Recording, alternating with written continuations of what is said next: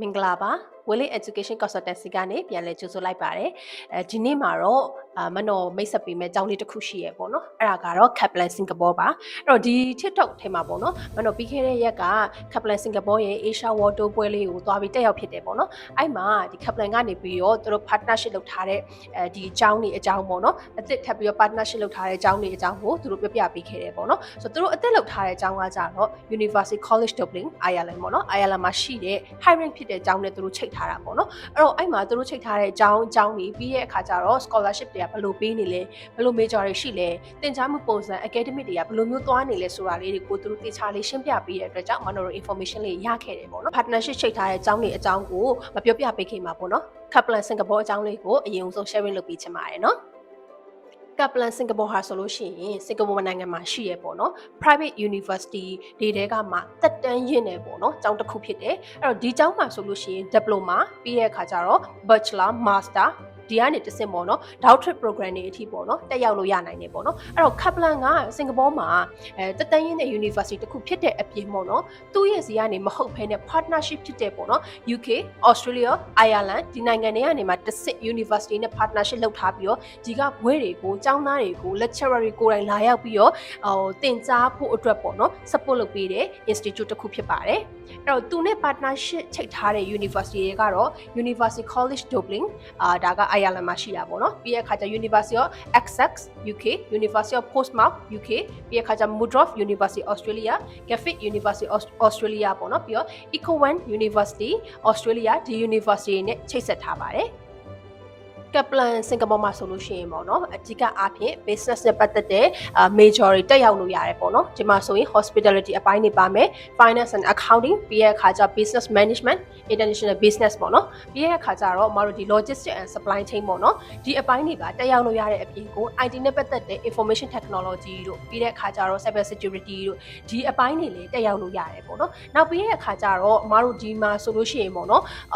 ကိုက diploma နဲ့ပေါ့နော်ကိုယ့်ရဲ့ education background ကိုရှိထားပြီးသား bachelor ရထားပြီးသားဒါပေမဲ့ကိုက diploma လိုချင်တယ်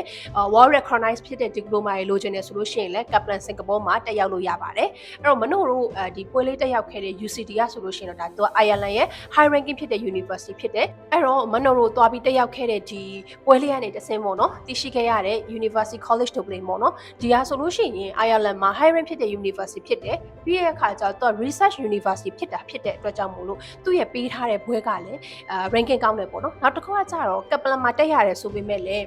University College Dublin ဒီ UCD က lecturer ကိုယ်တိုင်ပေါ့နော်ဒီစင်ကာပူကိုလာပြီးတော့ campus မှာလာပြီးတော့သင်ကြားပေးတယ် faculty တစ်ခုအဖြစ်နဲ့ပေါ့နော်ပြင်ဆင်ထားပြီးတော့လာပြီးတော့သင်ကြားပေးရဖြစ်တဲ့အတွက်ကြောင့်မို့လို့ဒီဆရာတွေကလည်း University College Dublin ဆရာတွေကိုယ်တိုင်သင်ကြားပေးရတဲ့သင်ကြားမှုမျိုးကိုရရှိမှာပဲဖြစ်ပါတယ်နောက်တစ်ခုကကြတော့ဒီကျောင်းတက်ရောက်ပြီးတော့ပေါ့နော်နောက်ဆုံးနှစ်မှာလည်းဒီ Dublin မှာသွားပြီးတော့တက်ရောက်နိုင်တဲ့ transfer program လုပ်လို့ရတဲ့ process လေးရှိတာဖြစ်တဲ့အတွက်ကြောင့်မို့လို့ကျောင်းသားကျောင်းသူတွေအတွက်ကကျောင်းတစ်ကျောင်းနဲ့ကိုရွေးချယ်ပြီးတော့နိုင်ငံနှစ်ခုမှာပညာသင်ကြားနိုင်တဲ့အခွင့်အရေးရရှိမှာပဲဖြစ်ပါတယ်ဒီ Kaplan Singapore မှာတက်ဖို့အတွက်ပေါ့နော်ကိုကရွေးချယ်ထားရဆိုလို့ရှိရင် academic requirements တွေကိုတည်ထားဖို့လိုတယ်ပေါ့နော် IELTS ကတော့အနည်းဆုံး 6.0 ရှိရမယ် Duolingo ပြီးတဲ့အခါကျ TOEFL ဖြေလို့ရတယ်ပေါ့နော်ပြီးတဲ့အခါကျအထက်တန်းဒီအောင်လက်မှတ်ပေါ့ IGCSE O level GED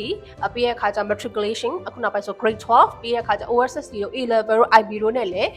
foundation ကနေတက်ရမလားမတက်ရဘူးလားဆိုတာကို pre assessment လုပ်ပြီးတော့ပေါ့နော်ဒီကျောင်းတက်ရောက်ခွင့်ရရှိနိုင်တယ်ပေါ့နော်အဲ့တော့ကျောင်းသားကျောင်းသူတွေအနေနဲ့ပေါ့နော်Kaplan မှာတက်ရောက်ချင်တယ်ဆိုရင်တော့ကိုကဘယ်နိုင်ငံရဲ့ဘွဲကိုယူမှာလဲခုနရှိမှာ partnership လုပ်ထားတဲ့ Australia University ရဲ့ဘွဲကိုယူမှာလား UK University ရဲ့ဘွဲကိုယူမှာလားဒါမှမဟုတ်လို့ရှိရင်အခုဒီမှာရှင်းပြပေးသွားတဲ့ University College Dublin Ireland ရဲ့ဘွဲကိုယူမှာလားဆိုပြီးတော့ကိုကရွေးချယ်လို့ရတယ်ပေါ့နော်အဲ့ကနေမှတစ်စစ်ကိုတက်ရောက်မဲ့ major alike ပေါ့နော်ဒီကျောင်းဝင်ခွင့်တွေရှောက်ထားလို့ရမှာပဲဖြစ်ပါတယ် scholarship အနေနဲ့ကတော့ University College Dublin ကသူကကြတော့ academic scholarship မဟုတ်ဘဲနဲ့ slot နဲ့ပေးတာဖြစ်တဲ့အတွက်ကြောင့်မို့လို့ဒီ scholarship 1000ပေါ့နော်ဒေါ်လာ1000ပေးနေတာကိုရယူခြင်းနဲ့ဆိုလို့ရှိရင်တော့အမြန်ဆုံးဝယ်လေးနဲ့အတူကြောင်းလျှောက်ထားပြီးတော့ရယူနိုင်မှာပဲဖြစ်ပါတယ်Kaplan Singapore မှာကလေ program တွေအများကြီးရှိတဲ့အပြင်ကို intake တွေလည်းအများကြီးရှိရပေါ့နော် January March May ပြီးရခါကျ July September November ပေါ့နော်အဓိက main intake ကတော့ September November မှာအသွားများတယ်ပေါ့နော်အဲ့တော့ကိုတက်ရောက်ခြင်းနဲ့ major ဘယ် intake မှာရှိလဲဆိုတာကို website မှာလေ့လာပြီးတော့ကြောင်းလျှောက်ထားနိုင်တယ်လို့မနော်တို့လည်းဆွေးနွေးပြီးတော့ပေါ့နော်ဘယ် major ကိုအတွက်တင့်တော်လဲစင်ကာပူမှာဆိုလို့ရှိရင်ကြောင်းပြီးသွားတဲ့အချိန်မှာဘယ်လိုမျိုးအခွင့်အလမ်းတွေရနိုင်လဲဆိုတာကိုလည်းအခမဲ့ consultation လာပြီးတော့ရယူနိုင်တယ်ပေါ့နော်ပြီးတဲ့အခါကျကြောင်းလာကားကလည်းစင်ကာပူဒေါ်လာ8000ကနေပြီးအများဆုံး3000ခွဲပေါ့နော်အကောင်လုံးအပေးစီးဆိုလို့ရှိရင်အမတို့2နှစ်ခွဲ3နှစ်စာကိုမှမြန်မာငွေ3000ဝန်းကျင်လောက်ပဲရှိတာဖြစ်တဲ့အတွက်ကြောင့်မို့လို့ပြန်ရမဲ့ဘွဲနဲ့ပေးလိုက်ရတဲ့ကုန်ကြမ်းစိမ့်နဲ့ဆိုလို့ရှိရင်တင့်တော်တဲ့အကြောင်းတစ်ခုလို့ပြောရမှာပဲဖြစ်တယ်နောက်တစ်ခုကကျ scholarship လည်းခုနပြောသလိုပေါ့နော်ဒီဒေါ်လာ1000ထိပေးထားတာဖြစ်တဲ့အတွက်ကြောင့်မို့လို့ကျောင်းသားကျောင်းသူအတွက်ကြီးမားတဲ့အခွင့်အရေးတစ်ခုဖြစ်တယ်ပေါ့နော်အဲ့တော့ကိုကဒီနှစ်ထဲမှာ IGCSE GED matriculation ပြီးထားတယ်စင်ကာပူမှာကျောင်းတက်ချင်တယ်Ireland ရဲ့ဘွဲကိုလိုချင်တယ်ဆိုလို့ရှိရင်เนาะ Kaplan စင်ကာပူကရွေးချယ်တင်တဲ့ကျောင်းတစ်ခုထဲမှာလည်းပါတယ်ပေါ့နော်အဲ့တော့ဒီ Kaplan စင်ကာပူနဲ့ပတ်သက်ပြီးတော့အသေးစိတ်သိချင်တယ်ပြီးတဲ့အခါကျတော့ University College Dublin ဒီ Ireland မှာသွားပြီးတော့တက်ချင်တယ် Ireland ဘွဲကိုယူချင်တယ်နိုင်ငံတစ်ခုကအကြောင်းတစ်ခုကိုရွေးချယ်လိုက်ပြီးတော့နိုင်ငံနှစ်ခုရဲ့ဒီ cultures တွေကို learning လုပ်ခွင့်ရမယ်ဆိုတဲ့အခွင့်အရေးမျိုးကိုတေချာလေးဆွေးနွေးတိုင်ပင်ချင်တယ်ဆိုလို့ရှိရင်เนาะ Willing Education Consultancy ကိုအခုပဲဆက်သွယ်လိုက်ပါเนาะ